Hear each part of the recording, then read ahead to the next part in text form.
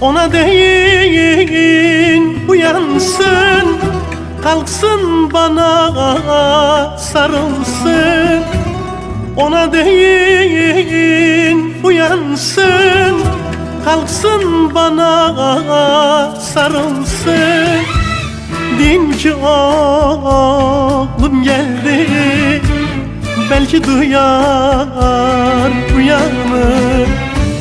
Deyin ki Faruk geldi, belki duyar uyanır.